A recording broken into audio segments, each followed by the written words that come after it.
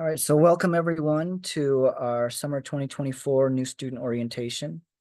You do have access to these slides, so you should be able to review them later. I'm going to turn off my camera for now because it looks like it's a little bit slow. And see if that helps make sure my voice goes through clearly. Like I said, I'm going to go through these slides a little bit fast because you have access to them because I really want to focus on you guys being able to ask questions. Right? So here's a little bit of a history of our school. We've been open almost 30 years now, right? So we have all of the accreditation and approval that we need in order to do business in California and in the United States to teach Chinese medicine. So your education is good for any license application you need within the country. Our education qualifies you for that. We'll get into more in the different types of license exams later on, but the education is good to apply for those license exams. And yeah, we are here to be leaders and practitioners to improve the human wellness through innovation, education, and delivery of outstanding patient-centered care.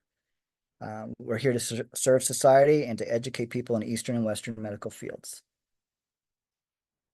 As you may already know, our founding president is Dr. Ying-Cho Wang, and yeah, he's been with us since the very beginning.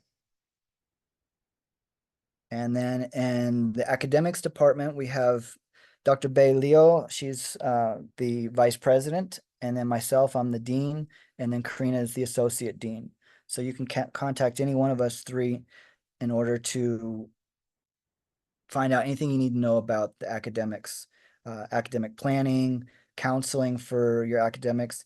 Generally speaking, for your first semester, we encourage you to rely on Viviana and James in the admissions department, but especially in your second semester. And if when it comes time to register for your second semester, please do contact us. We'll help you choose your schedule and make sure that you understand what you need to take in order to graduate according to the time period that you're looking to graduate on. Whether you're full-time, part-time, we're here to help. And Dr. Leo does give some advice for studying, talking about sincerity, persistency, or persistently to study persistently and step by step. There's more here.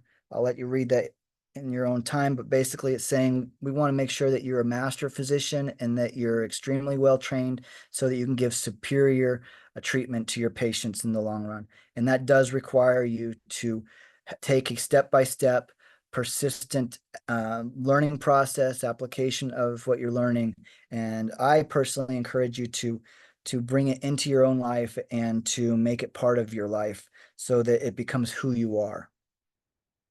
We've got it here in Chinese for our Chinese speakers. And this is a nice link for what is the WHO has a glossary or a dictionary or a list of terms that are translated from Chinese into English. And you will find other terms, maybe sometimes depending on which books you're reading. When Chinese vocabulary is turned into English, sometimes they use different ways of translating it. And so this is a kind of a standardized version, which will help you on a more international level, but you may also find other vocabulary that is used. And so this isn't the only way to translate Chinese into English. I will say that much. And then we have our links here, the contact us page, especially when you want to contact anyone on campus, please go to our contact us page, and that'll help you find the exact person that you need to contact so that you can ask the right questions to the right person. Frequently what happens is everybody goes to Karina and says, "Hey, Karina," and Karina's like, "That's not my department. Go talk to this person." So it always makes your path a little bit faster if you go straight to the right person. So I'll cover that a little bit more in a minute. We'll talk about what departments cover what. But I do want to make sure that everybody knows that we are a drug-free, alcohol-free campus, and there should be absolutely no issues with crime and especially sexual harassment. So if you see anything in any of these regards, please let us know immediately.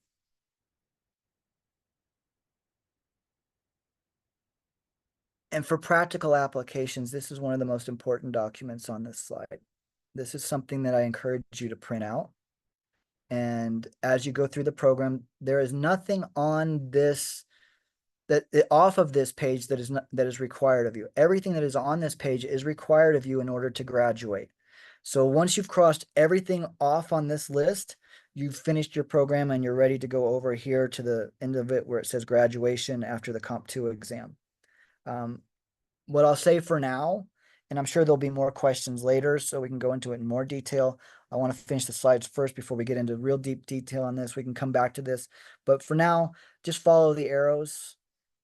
Plus signs means that you can take them together. And if you see a bidirectional arrow, it means you can take one before the other, like acupuncture 4 can be taken before acupuncture 3, or you could take them together. It really doesn't matter the order. After you get past acupuncture 2, you can take those two together. And the same thing with acupuncture 5 and 6. You can take 6 before 5. There's no issues with taking those, even though they have 1, 2, 3, 4, 5, 6.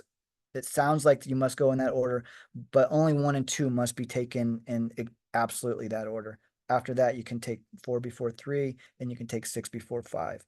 So, like I said, we'll get into this more. I really do want to flesh this out for you. But for now, what I would say is print it out, have a copy of it, and make sure that you cross everything off of this as you go through it. That way, you know where you are and you have a good idea of what comes next. This is our standard grading policy. It's pretty much standard across many institutions. So 10-point scale, a 90 to 100 is in the A range, an 80 to 89 is in the B range, and 70 to 79 is in the C range. So those are considered transferable grades. If you were ever to transfer, most schools will accept a C or better. Same with UEWM. Any courses that you want to transfer into UEWM, maybe you have your basic sciences already, must be a C or better to transfer. And when it comes to transferring and registration and add drop and all those different documents, this top one, the forms page, has all the links to all of those forms that you would need. And then many of these are on that page as well. Like the add drop form is on the forms page, the registration form is on the forms page. And so let me look at this real quick and see if there's anything especially that I want to pull out right now. International students, anybody here an international student? I Chai Pei. Yeah. So you're international. So Yes. Point number 8 is good for you to keep in mind.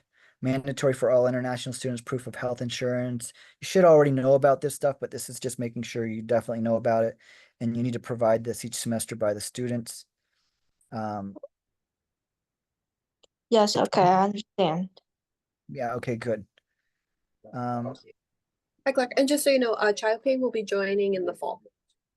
Okay, great. Well, it's always good to have a good idea what's going on in advance. That way you're well prepared. Transfer courses number 3 here. For students that have local educations, meaning inside the United States, that can be transferred. We need your transcripts as soon as possible, preferably within the first week or two, and definitely by the end of the first semester. We need to have that before you can register for your second semester.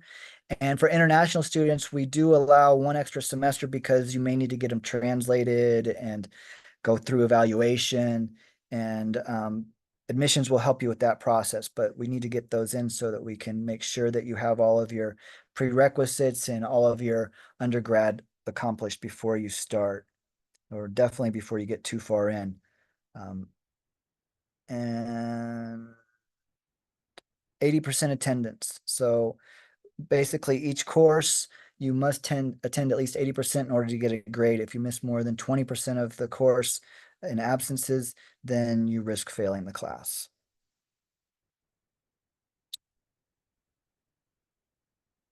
So every student, once you are fully enrolled and have gone through the entire enrollment process, will receive a UEWM email account, and that will allow you to access all documents from the school, It'll allow you to access your Moodle, which is where we have the teachers will post your homeworks and your tests, and any other supplementary documents will be supplied by the teachers through the Moodle. Your what else is done in Moodle? The syllabus is put on Moodle. So you really need to have your email in order to be able to do not just the online part, but also the a lot of the test taking and quizzes and stuff will be done through Moodle. That's a learning management system is what it's called. It takes a little bit of a learning curve, but it's pretty easy to understand, not very complicated. And you're already here on Zoom, so I assume that you understand how to work with Zoom. But if you need training in any of this stuff, our office is here to support you. You can always contact us and we can help you understand how to work with Moodle and Zoom better.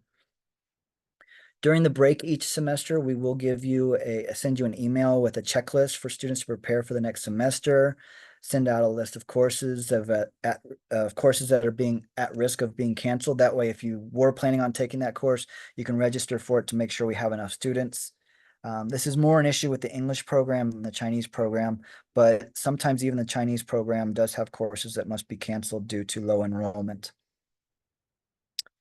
At the beginning of each semester, you won't receive your grades until after the semester starts. So let's say that we're in summer now. You should expect your grades to be available to you usually no later than the second week of the new semester. So, but you should already know whether you passed or failed your classes. You should have a good idea of that. But yeah, you won't know your official grade until after the next semester starts. So don't worry about that. It's just the way it is. It takes us that long to get all the grades in from all the teachers and then send out report cards. During the semester, we do have, in order to make sure that we don't have to cancel courses or to know which courses we don't have enough students for, we send out a survey to help decide which courses are being offered and which ones we will continue to offer. And that's usually around the middle of the semester, around week 8 or 9. And so it's extremely important to us that you fill out those surveys so that we know how many students are planning on taking acupuncture 1 or diagnosis 2 or whatever subject it is, so that we can decide whether or not we have enough students to continue that course or we have to postpone it for 1 semester. Also, we will open enrollment before the semester starts. So it's usually around week 9 or 10, we'll start enrollment. It's open only for a few weeks, and then we close enrollment. After that, there will be a late fee if you don't enroll during the normal enrollment phase. As a new student, that's waived for you. Don't worry about it your first semester. I'm talking mostly about your second semester and afterwards. And also, if you plan on taking a leave of absence, you're allowed to take 1 leave of absence per year, especially as international students. You have to take 2 semesters before you can take 1 semester off. Those are the rules for international students. And at the end of each semester, we do ask that you fill out a survey on Moodle for each of your instructors in each course so that we know how happy you are with your teachers and also how happy you are with the course material that you're learning. It's very important for us to be able to evaluate the courses and the instructors through those surveys. Please do fill those out. I know that most people are like, oh no, not another survey, but they really help us to make data-driven decisions. And that's what is needed from you guys so that we can make those decisions based on real information.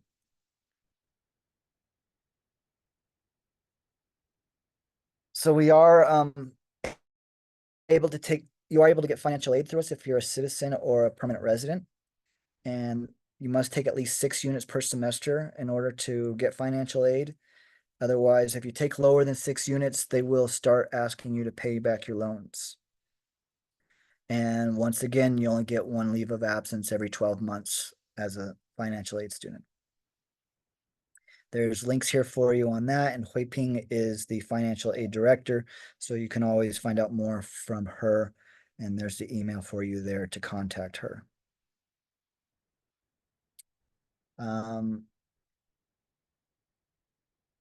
So these are our student services. We do have free Wi-Fi on campus. It's the same password all throughout the campus, even though there may be different links or accounts or whatever for the Wi-Fi, but they all have the same password. And we do have, I especially encourage students to go get treated in the clinic. Your first treatment is free. Second and beyond is highly discounted compared to what you would pay out in the real world. You would pay much more, $18 compared to $100. It's pretty standard in the Bay Area, so it's a very good price. I personally went every week for my first year because I was so exhausted and was having problems with memory, and my emotions were unstable, and it was just I had lots of issues, right? Because I was very unbalanced when I started. I had worked so hard to get to UEWM that I was just exhausted and had lots of issues, and the clinic really helped me a lot. Most people have issues, so please take advantage of the discount treatments in the clinic.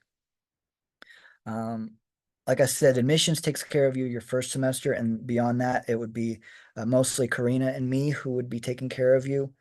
That's our department, academics. We do have library books, lots and lots of good books in the library, both in English, Chinese, and even Korean. We have free parking, as you're probably aware. And please do contact George if you're looking for career development counseling.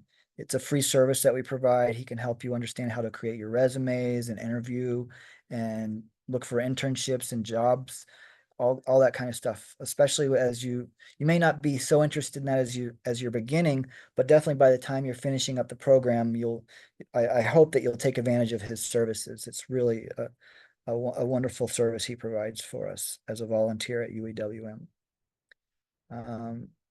And for our highly um, for our how can I say this? There are job opportunities at UEWM after you graduate if you want to work in our clinic instead of opening your own clinic, get a little bit more practice, take your own patients. We collect insurance and all of that. We can work with you on that. But that is for our top students. It's not for students who are just, well, I'll say lazy. We're looking for students that are really, really dedicated and really focused to join our clinic after you graduate.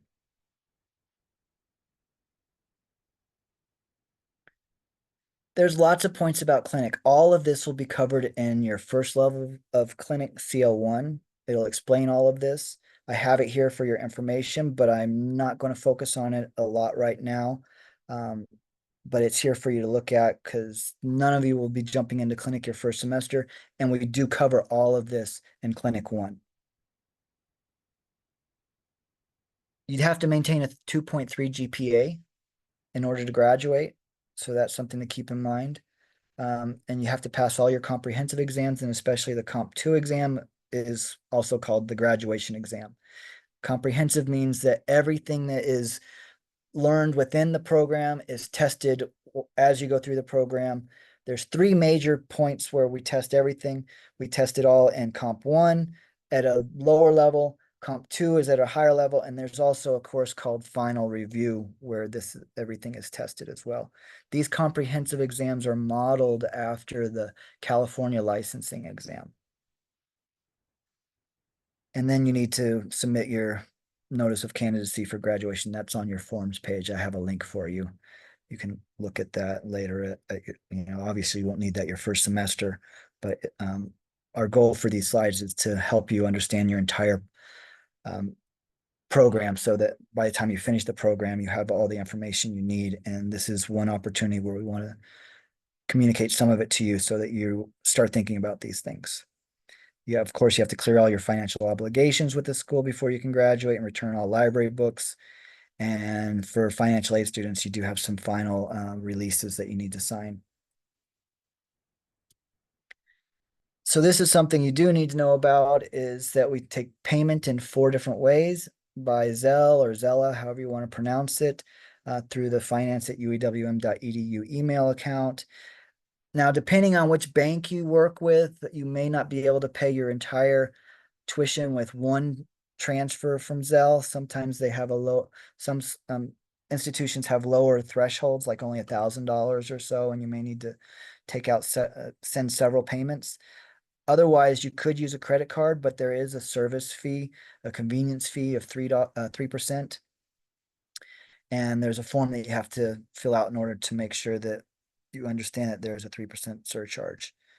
And you could bring it in by check, in person, or mail. I personally recommend in person if you're going to do this, because I have seen mail get lost. Um, it's obviously not fun when you expect your courses to be paid for and the check never actually made it to our school. Or you could pay in cash in person. So those are your 4 ways of paying for your your education at UEWM. Now, like I was saying it earlier on, when you want to contact a certain department, it's important that you contact the person who's in charge of what your issue is. Admissions takes care of your first semester. They help you set up your student ID number. They work with you for community service, which is you'll around Clinic 3 is your first opportunity to do that. And it's on the I'll just go about real quick. So if we look here, community service is right in the very middle of this map. It's PH 933. It's only 1 unit. It's 15 hours. Basically, what you do is you help the school do open houses, events when we work with the public, and other opportunities to communicate Chinese medicine to the general public. Sometimes we go off campus, and that's your community service. You can start that as early as CL3, but you must finish it before you graduate. There's not a huge time constraint on this one. You can start it early, you can start it late. There's no big deal with that one, but you must finish it before you graduate. Some students do forget about it. And of course, you need to get all your admissions documents and foreign transcript evaluation and study plan originally with admissions, but then later on, I can help you with your academic planning.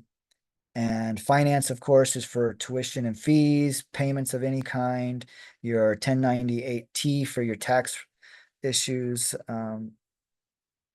for your tax form for there, you would make sure through finance to get that. Registration is once, especially after you have registered the first time, because admissions will help you register the first time, but after that, you'll go to the registration page and you'll do this, and then the registrar will be your primary communicator that will tell you whether or not you have the right prerequisites, and they're also the ones that put you on the roster and put you in Moodle and approve your class registration, your add drops from your second semester and beyond. They also keep a track of all your study records and your transcripts, and they're the ones that actually make and issue the student ID card. So admissions gives you the ID number, and registrar gives you the ID card. And registrar also is the one that handles your leave of absence if you need to take a break. And then you've got academics, and don't let the MSTCM confuse you. Actually, I want to update this while we're here. It's now called the MACCHM.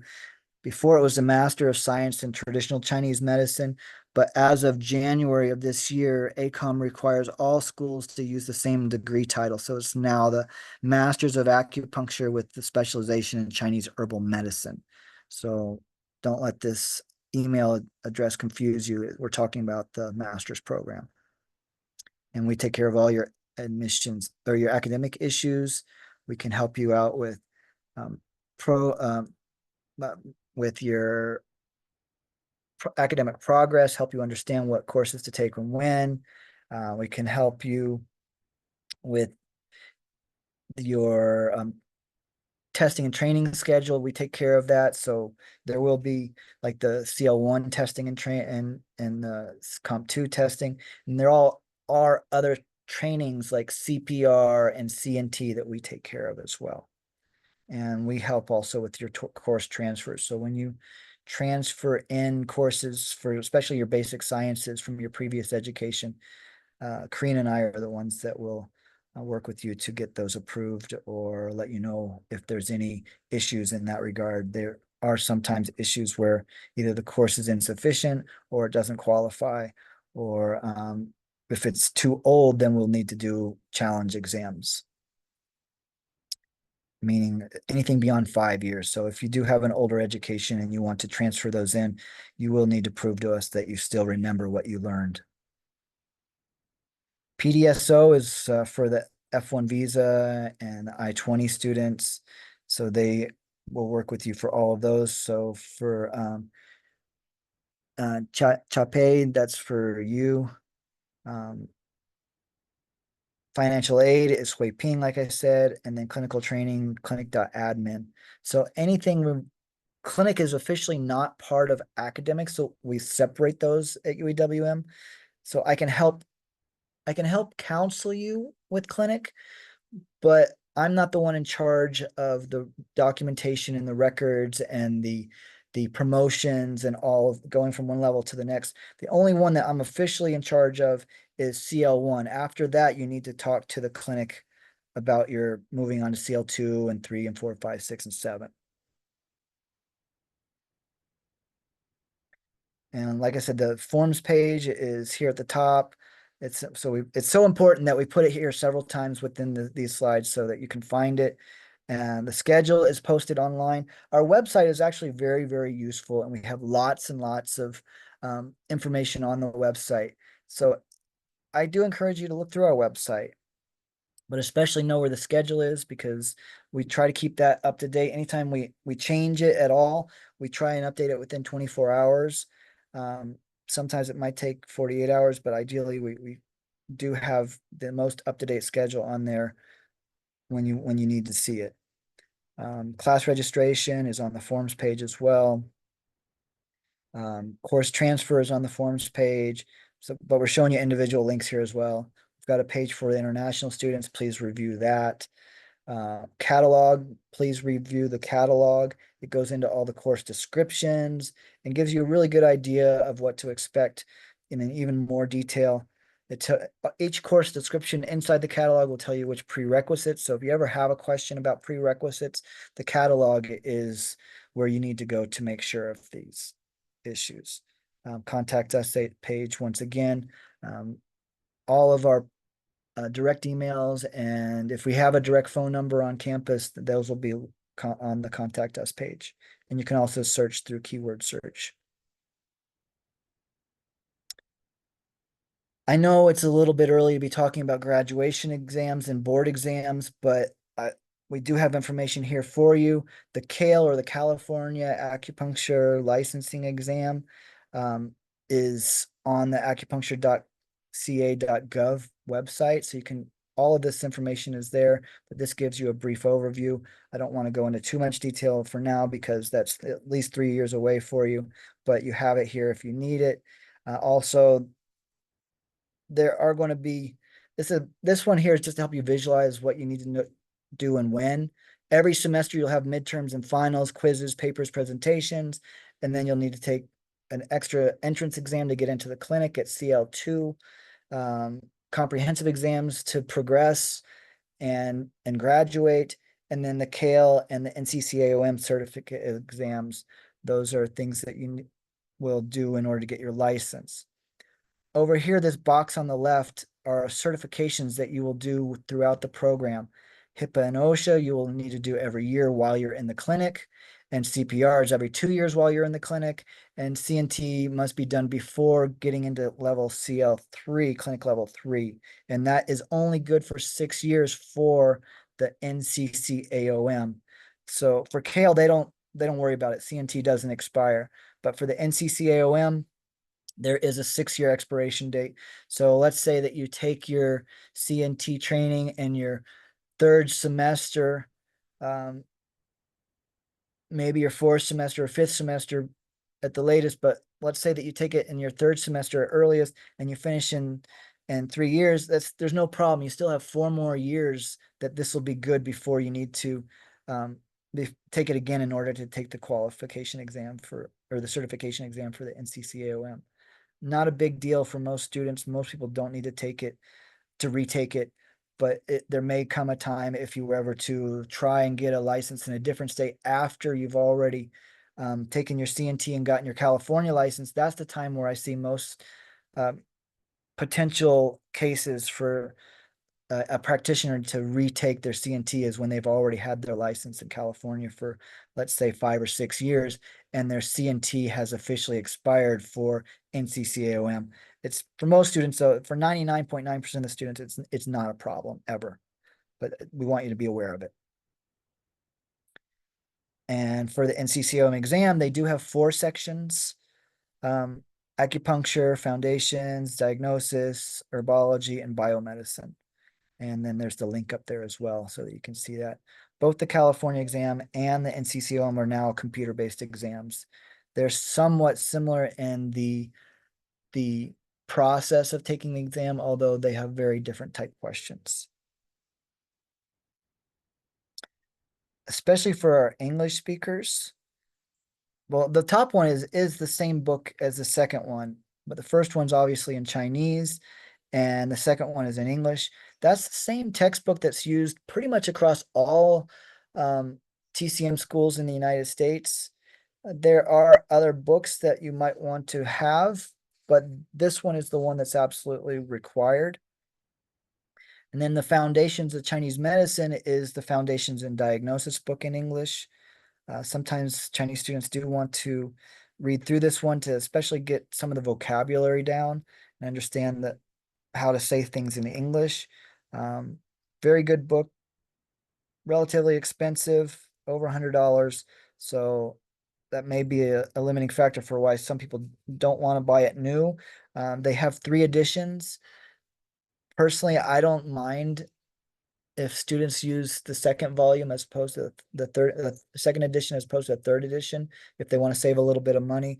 They're almost the same book, although the newer version, the third edition, has a little bit better formatting and is a little bit easier to find what you're looking for by looking at the outside of the book, because they have color coded for each section of the topics.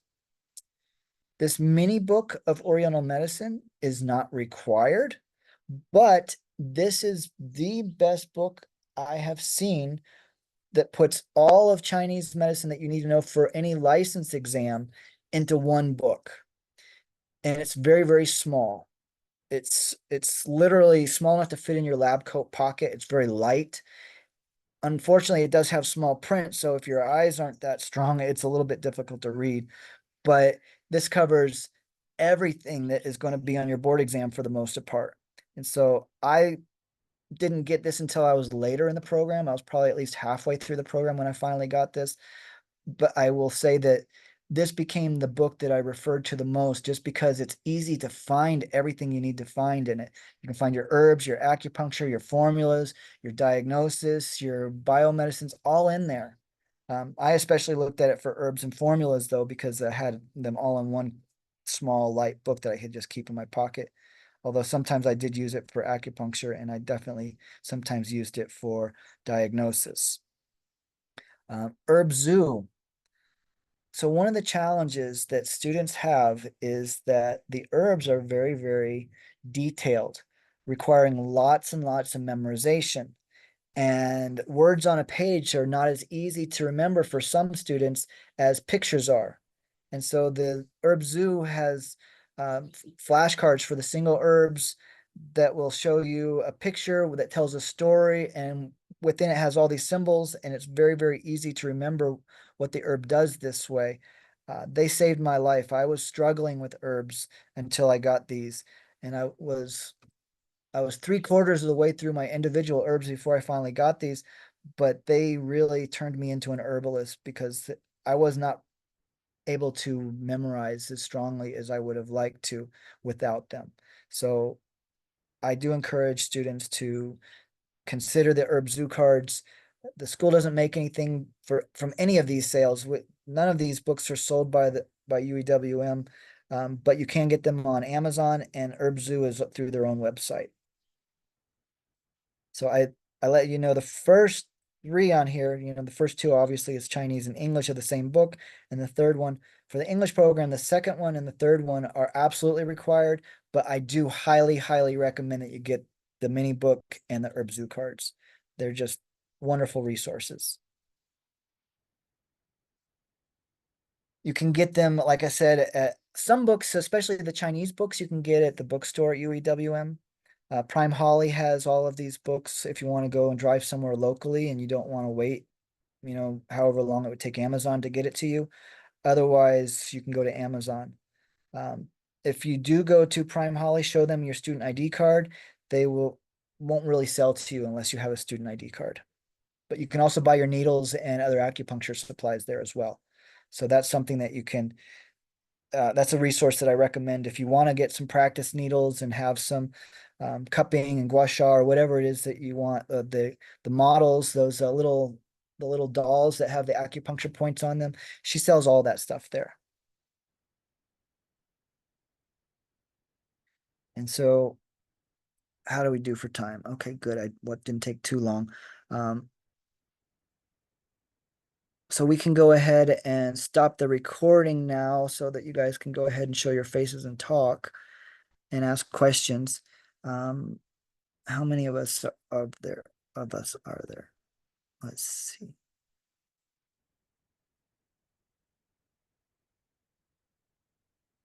Okay, so there's still only really, whose iPhone?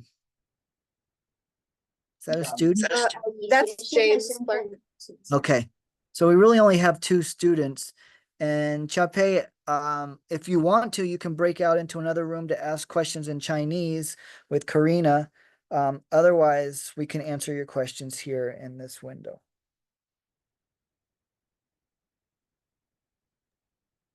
I don't have a question right now. Okay. How about you, Thank Tubby? you. How you doing for questions? I think you answered one question that I had, which was getting the student ID card. Yep. So do I just email the registrar? She should contact you when it's available, but go ahead. Well, Viviana's the registrar for now. So Viviana, do you have any idea how soon he'll get his ID card? I can make that for you, Todd.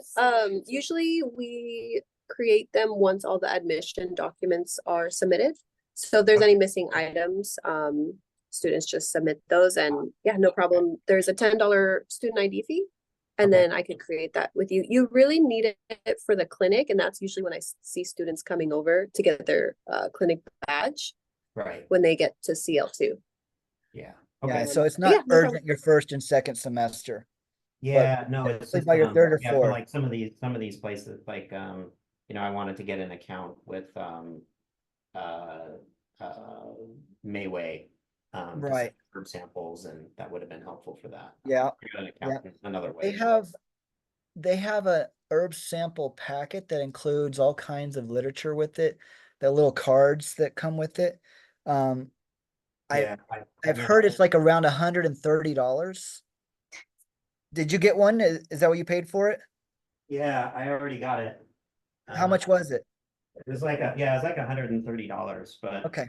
boy, it's great. It gives you like little comes in. I don't know if you've ever collected baseball cards. If you collected baseball cards, you know these things really well. Right.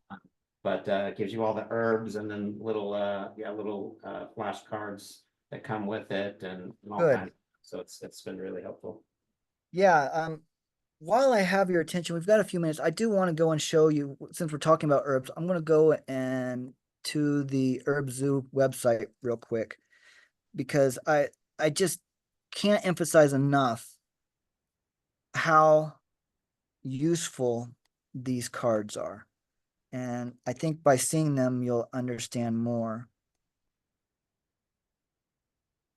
So this is their website, right? And I'm going to go to the individual herbs page real quick. I'm going to zoom in a little bit for you. So they're about this size. They're about 5 by 6 or 7. They're not small flashcards. They're good size flashcards.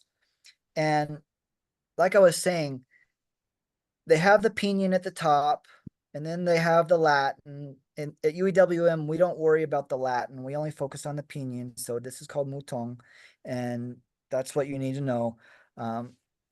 Some students, especially when they talk to people from England or Australia, they work with Latin much more than the pinyin. And so foreign acupuncturists don't really learn the pinyin as much as we do here, especially in California, being so close to China. Everybody learns pinyin.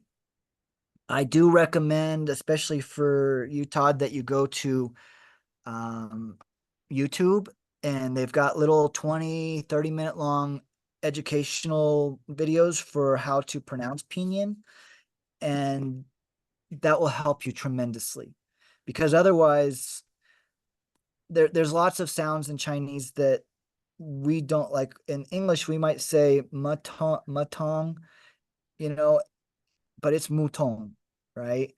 And when you get the pronunciation at least close, then the Chinese will be able to understand you. But if you're saying matong, they're not going to understand you at all. And so that's one thing that I can really recommend. It'll really help you once you get into herbs. Your teachers will be ideally speaking either fluent Chinese or really good pinyin. And when you get into the clinic and you're with the other Chinese students, it'll help you communicate with them a lot more too. Mm. So, but what you see here is that they break it down into bullet points, like this is Mutong, it promotes urination, unblocks painful urinary dribbling, promotes urination, drains heat from the heart via the small intestine, and promotes lactation and unblocks the blood vessels. So if you look at the picture, she's got ouch, ouch, ouch in the back for painful urination. She's got a cold sore in her mouth from the heat from the heart, and the same with the yellow and the heart up here, that's showing there's heat in the heart. And then you got these little piglets can't reach the nipples because there's insufficient lactation, right? And this little piglet over here is saying it's the blood and it's the vessels, stupid. So it's really makes it easy for memorization. And then on the back, they give you a picture of the herb. So this will help with your herb samples that you see. And you will notice that some herbs are cut differently sometimes, and so some pictures may be slightly different than others. Like this one has a cross section, but like Fuling will be in cubes sometimes, or it'll be in slivers, and that's a different herb that you'll learn about eventually.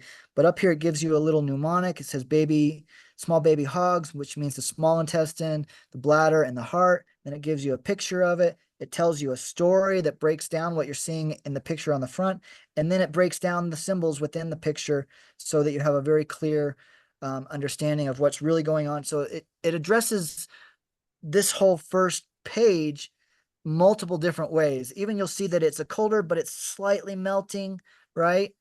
And pigs are always drain dampness and promote urination. So anytime you see a pig, it's addressing with that. And it also tells you the flavor over here, bitter and slightly cold. And in the top right corner, it says 3 to 6 grams. That's a standard dosage. And the bottom, it says CI for contraindications, caution during pregnancy. So there's really a lot of information packed into a small flashcard.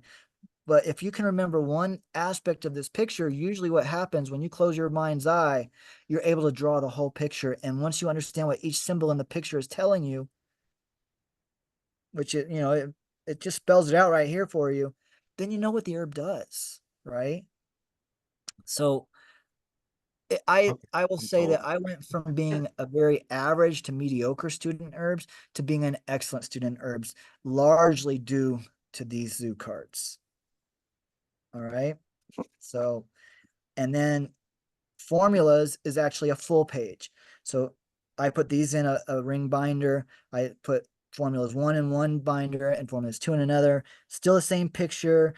Breaks everything down, telling you which one's the chief herb, the chief herb or the king herb sometimes, or the monarch herb, right? And then you got the assistant and the deputy and the envoy. So they tell you what herb is doing what role. Then they have your story for you. And then on the back, they break down what the formula looks like and the dosage, standard dosage. And if there's any deviation from the standard dosage, it tells you in the bottom what's going on, right? So these are very useful too. How to buy. They're not cheap. This is why some people try to avoid them. But individual herbs are $95.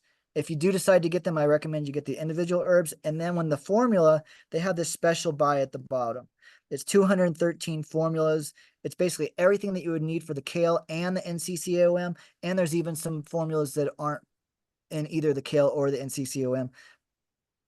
But that's $160. So that's what deters some people. But I really, for like $270, including shipping and handling, you can get a lifetime's worth of study material that will really help you memorize these herbs in a way that dry words on a page just don't do. So that's Okay, my thank little, you for that. Yeah, I'm gonna pick those up. yeah, that's my little uh spiel on that. Like I said, I don't make any money. I just know that I went from being, I was struggling. I was I was frustrated.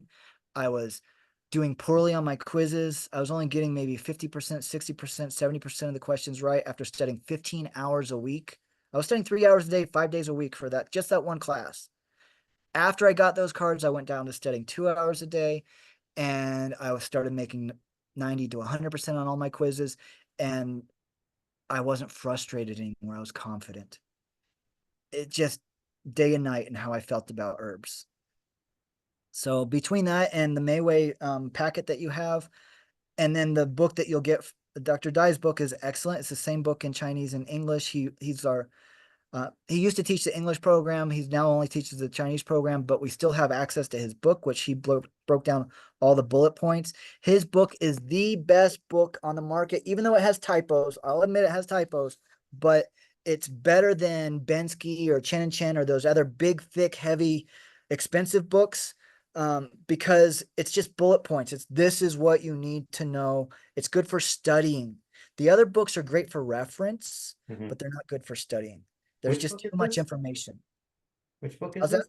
Which book is It's this? Dr. Dai's book. I'll show you real quick since you're asking. If we go to Amazon and we go and look up Xing Chuan Dai, here we are. Now let me share my screen.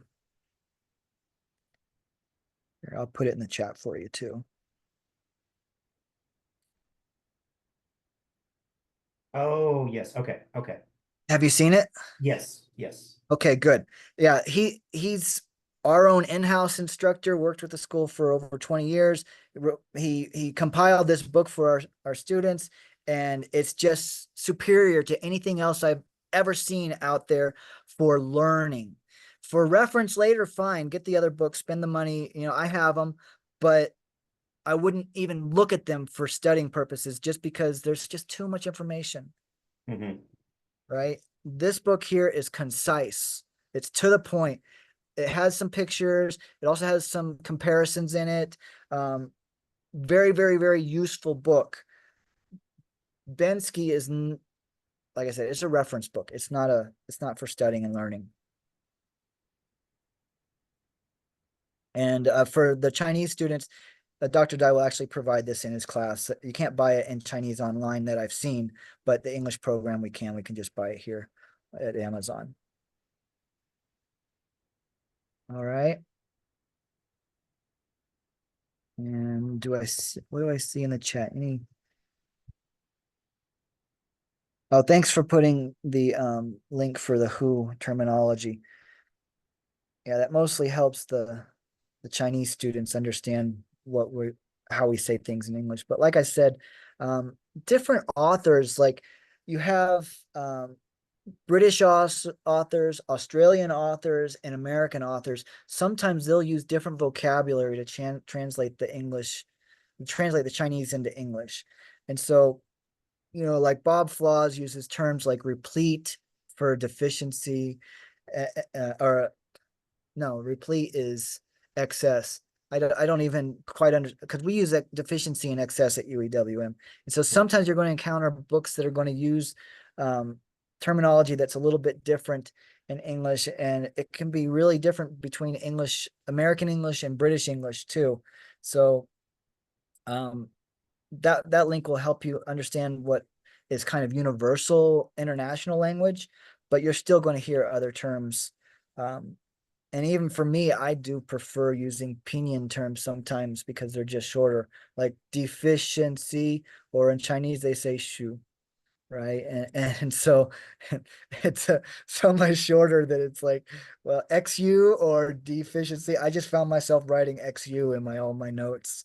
Mm, And so you'll find your own way of communicating it, but that will also help you talk to the Chinese students a little bit more as well, making sure you understand at least is some there of any the. thoughts of having like a Chinese for English speakers type of Chinese medicine, Chinese for English speakers? Or Right. Chinese terms for English speakers. yeah, Chinese TCM terms for English It's speakers. something that we've kind of, I'll be honest, since most of our teachers are native Chinese speakers, it's something that you pick up vicariously through the program, but it's not Hmm. something that we outright explicitly teach. It's more implicitly learned. Mhm. Uh, I would say after 3 years, I think you'll find that that course would be kind of superfluous. Although you may feel like you would need it at the beginning, I think it's just something that is kind of osmotic. You just kind of absorb it as you go through. Like I said, there's part of, as you go through the program, what you're going to find is that think of yourself as a sponge, and you're going to absorb lots and lots and lots of things and become a new person as you go through it. So some things you're going to have to shed in order to allow new ways of thinking to come in. So some of your Western training, well, when you truly understand TCM and Western training, I think they're saying the same thing, just with different vocabulary for the most part. There are some times that they have very different understandings, but there's so few that I wouldn't even worry about it. Most of the time, um, they're saying the same thing. It's just that you have to think more archetypically, Mhm. right? In archetypes. Yeah, that's a good word. And that's what you're kind of learning how to do, is think archetypically when you go through this program. You're thinking about liver heat instead of saying anger or toxins in the liver, right? Right. Right. Um, and so there is a huge amount that I would say is saying the exact same thing, but with completely different frameworks. And I think that that's what confuses a lot of Westerners. They just don't realize how much we are saying the exact same thing. But because they can't wrap their mind around the new vocabulary or the new way of thinking. But once you do that, and it does take a while, it will. Most students feel overwhelmed their first year, right? Even Chinese students, but especially English students, because we're when we're learning herbs, we're going from English to pinyin to looking at an herb and finding out what it does, and it's just like, oh my God. And then by the time you finish your second year, all of a sudden you realize, oh, it's making sense. I'm getting this. And your whole third year is really not about memorization anymore. It's about integration. Mhm. But allow yourself to feel overwhelmed for the first 2 years and you'll be fine. If you're somebody that's a perfectionist that has to understand everything to the nth degree all the time from day one, you're not going to do well because you're trying too hard, right? Relax into the process, let it become who you are. After 3 years, if you still have questions and doubts, then you weren't studying enough, right? But most people, the first year is overwhelming. Second year, third year, oh wow, I get it. Because you're going to hear there's a challenge as you go through the program. There's linear learning and there's spiral learning, right? You're kind of zoning in on the bullet point instead of shooting straight to it. And so you have to allow yourself to learn things linearly in some ways, but other things you're going to hear terms and references from stuff that's more advanced than you're ready for in your first year.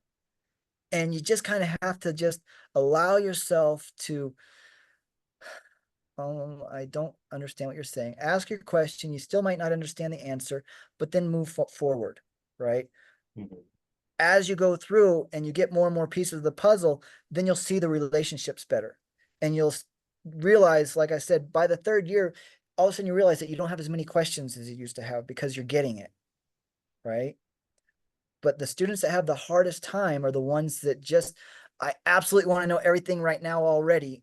And just so rigid in their definitions and not allowing themselves to, you have, remember, you're old enough to have seen, remember when we were kids and they showed you those sponges that were flat, Mm-hmm. completely dry, and you Mm-hmm. put a drop of water on them and they expanded up in just that one spot, Mm-hmm. and then you filled them with water and they filled up to a big old sponge, but they were completely flat.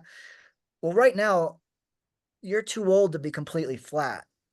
You have information in there that you're going to have to shed some of it in order to allow new stuff to come in, or at least reinterpret it, what you already know, in a different light, right? So it's like they say in Zen, you can't fill a teacup that's already full. Right. And so you have to allow yourself to empty a little bit as you go through it and just be a dummy for a while. If you can allow yourself to be, I don't know, I don't understand, ask your questions and still not understand, and then just move forward, by your beginning of your third year, all of a sudden you'll realize this all of a sudden makes sense. And um, this is one of the conversations I like to have with students, because there are students that come in and they're just like beating the teacher up and just da da da da da, and they don't even understand the answers, right? Because they're trying to understand something they're just not quite ready for yet. You'll be tested on what you need to know. But as you go through it, like I said, some of it's spiral and you'll zone in on that answer. As you graduate, you'll be like, oh, I get it. And but remember, the master's program is not about being a master in the way that we think, oh, they know everything already. They're the best of the best. Mm-hmm. It's allowing you to get your license and continue to learn for the rest of your life. Maybe progress on to your doctorate, but even your doctorate is still just making you more comfortable in being a practitioner. You're going to be learning for the rest of your life. Mm-hmm. If you enjoy this subject at all, you're going to be curious and want to know more, and you will be insatiable, right? But there's no way to ever learn it all. Nobody can truly know every aspect of Chinese medicine all the time. It's just way too profound and too deep and too broad. Even in Western medicine, our Western medicine doctors specialize. There's some that are general practitioners, but they don't know everything about everything, right? Mm-hmm. They have their areas that they prefer, and that's what you'll find is as you go through the program, you'll learn a little bit about the whole subject, but you'll find areas that you really appreciate the most, and you'll focus on those. And you'll also find that each of your teachers will have a different flavor. I practice Chinese medicine different than Shan Shan practices Chinese medicine, then Lawrence Tian practices Chinese medicine, then Dai Lao Shi and all the other professors that you're going to learn from. And so what you do, it's kind of like a collage, and you're picking bits and pieces of each one that you absolutely love and making it part of who you are. We're all practicing Chinese medicine, but we all also have our own flavor. And that's something that you will, as you go through the program, you'll become your own person in this respect, but you will be a little bit of this teacher, a little bit of that teacher, a little bit of this supervisor, a little bit of here and there. And even, like I said, you can learn from other students, because we're all bringing, most of our students are in their 40s, 50s, 60s, and some are even in their 70s. And I've even had 80-year-old students, right? They're bringing a lifetime worth of information to the program, and many of them are happy to share what they understand from their different perspectives, and whatever makes sense to you, you grab it and you hold on to it. Mm-hmm. Right? By the time you finish, you'll be able to pass your license exam. That's the goal. And then continue learning for the rest of your life. Right? So That was said, Clark. yeah, I go ahead. couldn't agree. Yeah, I agree with you. Yeah, Was... you'll see it. You'll become a new person. Another thing that happens as you go through the program is your health improves. You start changing your diet, exercising, practicing qigong and tai chi. You get some massages. You learn to press on your points. You maybe even needle yourself. You take some herbs. There's all kinds of different ways that you can affect yourself as you go through. You learn, you change your mind. You start to meditate maybe more than you used to. If you didn't at all, then you'll maybe start to meditate some. All these things make you into a new person. And ideally, the health issues that you have right now, you appear to be in your 50s. Are you that old, or? 49, 49. 40. Oh, man. I got one more month left. You got one more month. Well, you got more gray than I had. I'm 52. I've earned them all too. So yeah, as you go into 50, you've got 5 decades worth of bad habits and poor diet, things that you've probably taken on, stresses that you've taken on. And by the time you graduate, you'll be able to relieve some of that. Now, obviously, going into 50, you're never going to be 20 again. So you can't reverse everything. You can't stop the aging process. You'll learn about that in your first semester in foundations. We've got 8-year cycles as men. So every 8 years, you kind of have new issues that you can work on, but you can also slow it down a little bit. And so ideally, you'll be able to reverse, if not eliminate, some of your current issues, and you'll be able to reduce the progress of aging as you go into your 60s, 70s, and 80s and beyond, right? And that's another thing that I've seen happen. Students usually improve in health, at least in some areas, as they go through the program. So you can anticipate that. All right, so we've been through our hour. Any questions before we call it a day? No, I think that's it. Thank you so much. This has actually been really great. Really. Yeah. Well, we try to, what I really want you to understand and take away from this is that we're here to help you, right? All of us at UEWM are here to help you. Many of us have been through the program. I graduated from the master's and the doctorate at UEWM. I know the program inside and out. I've worked for the school now for 7 years, and I want you to be successful. I want you to find your easiest, fastest way through the program. But for some people that actually go slower, they actually learn more because it gives their sponge more time to absorb it, right? So don't feel like you have to rush through the program. If you have more time and feel like you're got enough on your plate, relax into it. Take 5 years, no big deal. Take 4.5 years, whatever it is. Take 6 years. The best grade I ever seen on the graduation exam was a 6-year student. She was working full time for Intel or somebody. How's that? I think I'm going to be on the 5-year plan. That's fine. The only thing I would warn you about on the 5-year plan is try and get through the first. Let me take 5 minutes to show you this real quick because I think this is an important detail.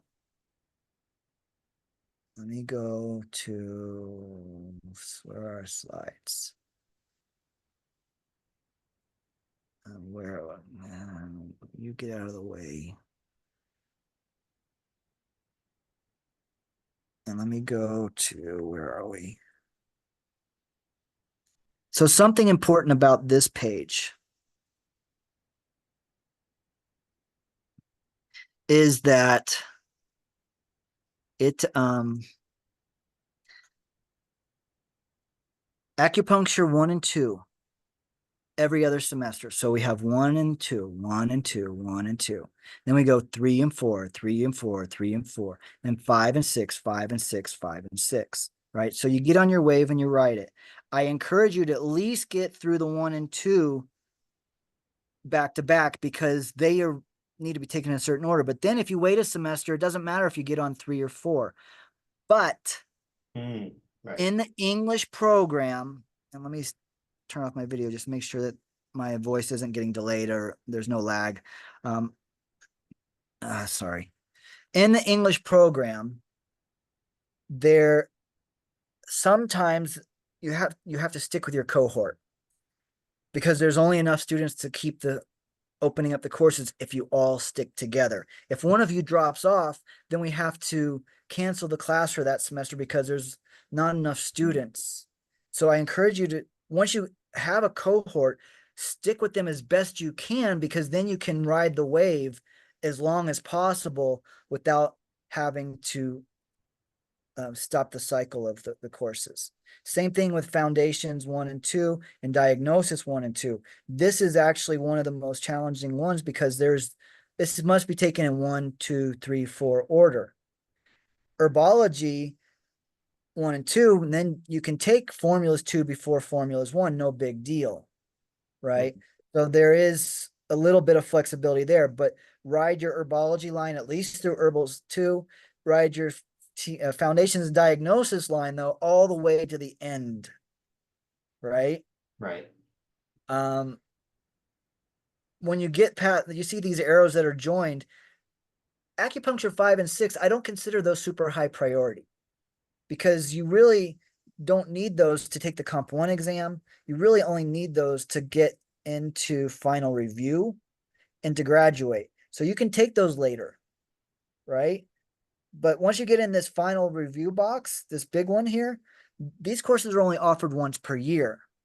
So when you want to finish within 1 year, 3 semesters, you need to take every single subject that's offered every single semester once you have the prerequisites for this box.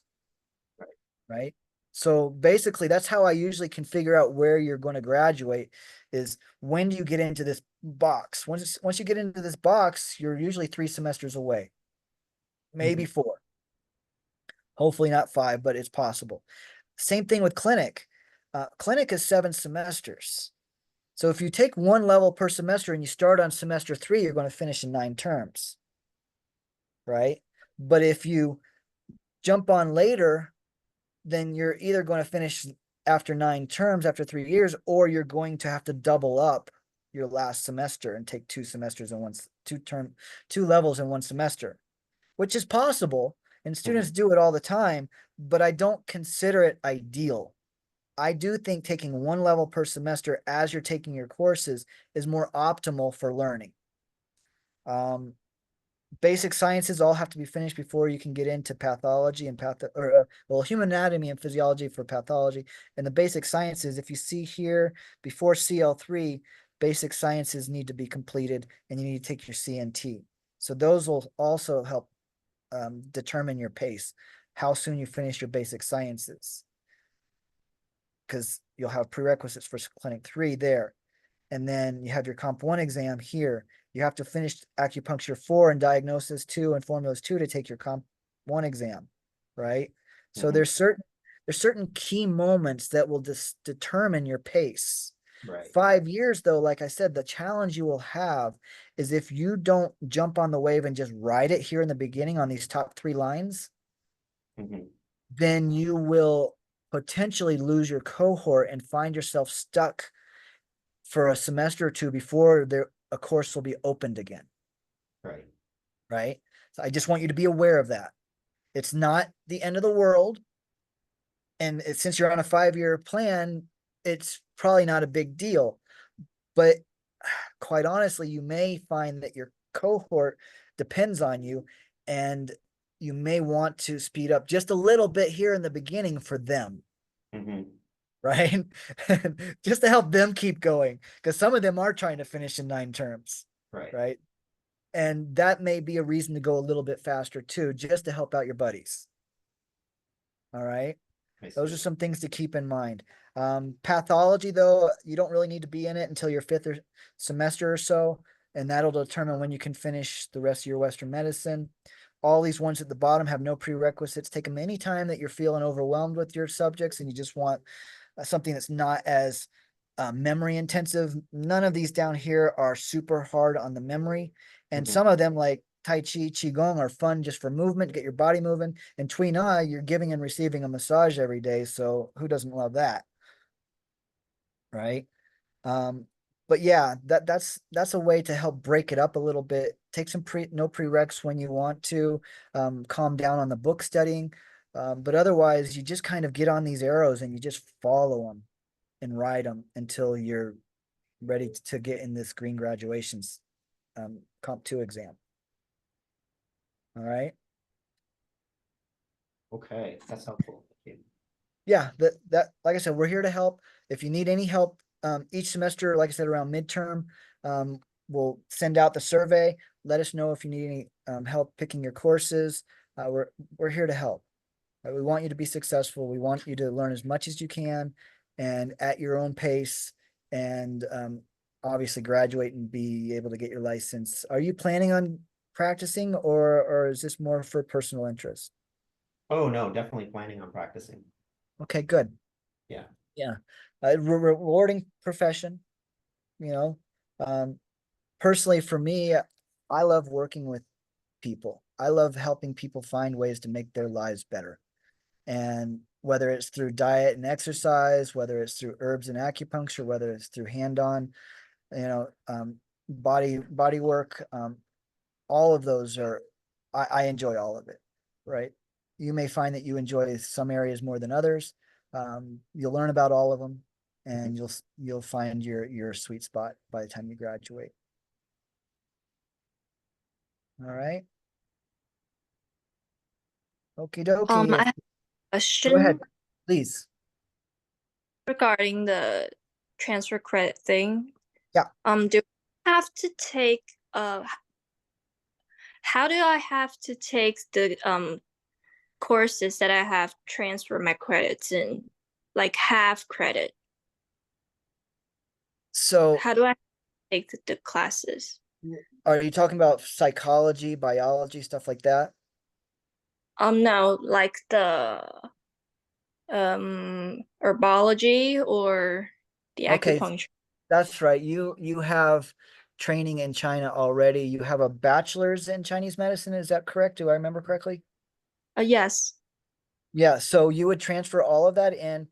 Um, I gave you a preliminary view, didn't I?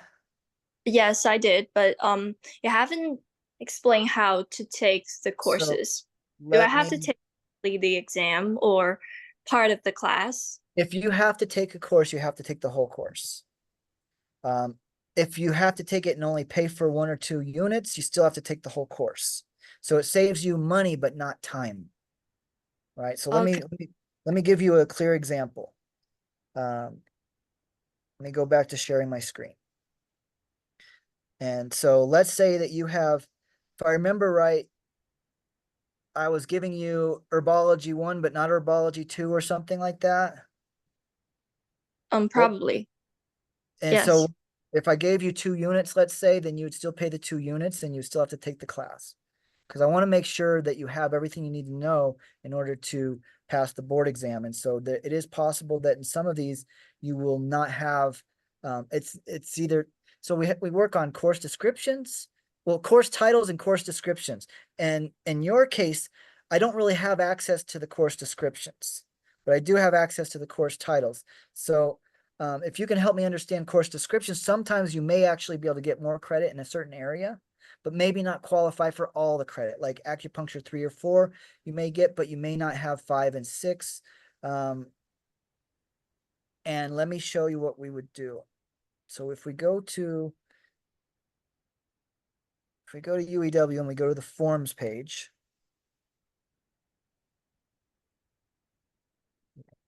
I have my course descriptions all in Chinese. Okay, can you translate those for me? That's I'll accept your translation as long as you promise to keep it as accurate as you can. oh, okay. If you can I'm translate those to not English for me. that because it takes a lot of time. Well, just Google them, right? Google Yeah, Translate I know. them. If you can do that, that would help. But otherwise, let me just show you what. So here's the transcript online request form, right? So you click on this link, you put in all your personal information, and then you come down and for your case, you would say I'm a current student, and then you would put your information here, and then you would say, I'm sorry, this is the wrong form. Let me go back. This is for transcript request form.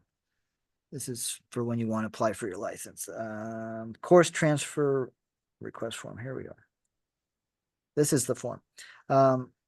So you need to go through and read our policy, make sure you read it, and then course descriptions in the catalog. And then you'll have a good idea of what qualifies for what by reading our catalog and our course descriptions. So it's going to take some effort on your part.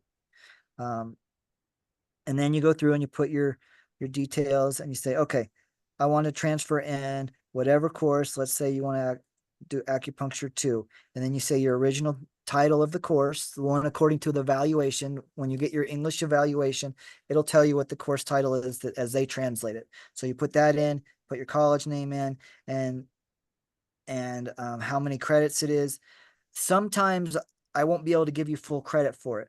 When that happens, let's say that you get 3 units here. Then we will only charge you. You'll have to take the course again, but you'll only have to pay for 1 unit when you take it, right? And then you have Yeah. to have at least a C in order to be able to get transfer credit. Now, if the course was more than 5 years old, that's when we come into a problem. If I remember right, yours was relatively recently, like 3 or 4 years. 4 years. Yeah, so you're fine there. You don't have to worry about challenge exams. That's great. That's good. That's really good news, because I would hate to give you challenge exams Okay. on holidays. Because you have to pay for challenge exams for one. But otherwise you may not remember everything perfectly, and that would create more problems. I've But yeah, submitted this form before. Have you received it? Like, when I was requesting for the course transfer. I remember looking at it, but it's been a while, so it's not fresh in my memory. And Oh, I don't so remember, this was that an evaluation or was it an unofficial? I don't remember. I've submitted this form before and along with my evaluation. Okay. Did I fill it out? Yeah, so she sent it in and you Right. responded, Clark. So Okay. it'll be entered into her Right. So then student all the ones that records. you got full credit for will go into your transcript automatically. You'll need to pay a $30 charge if they're not for your basic sciences. Basic sciences are free to transfer in. All the rest of them, you'll need to pay the tuition or the invoice fee. And then once you pay that, then Viviana will have them in your official transcript with us. Anything that is only partial credit, when you go to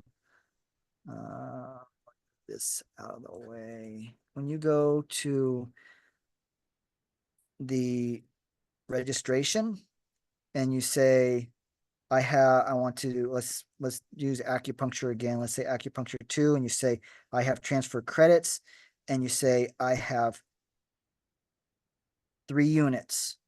Then you'll still have to take that course again when you register for it here.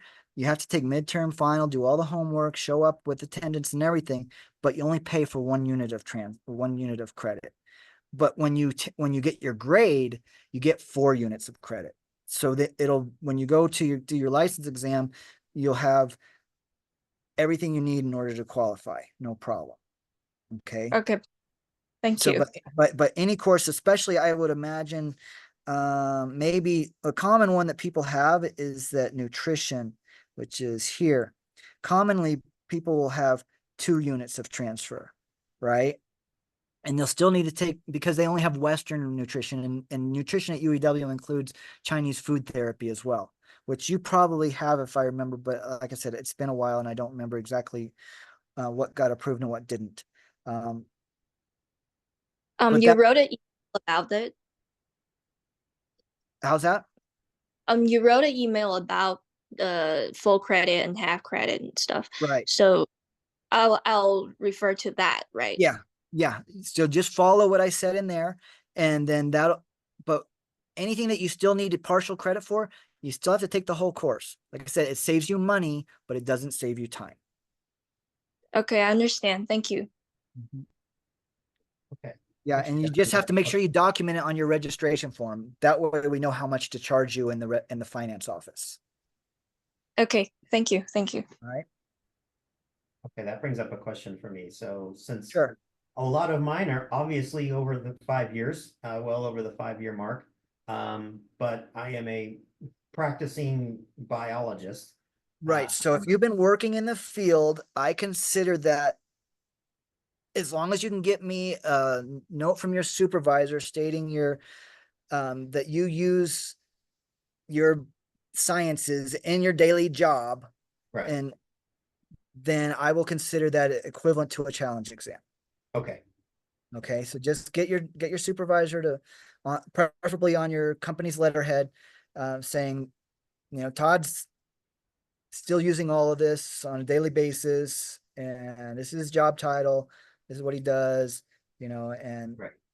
I waive the challenge exam for you.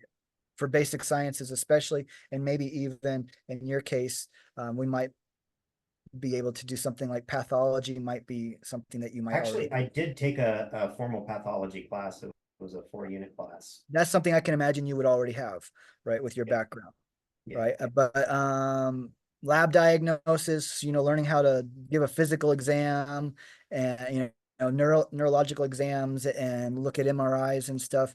Probably that's not in your training. No.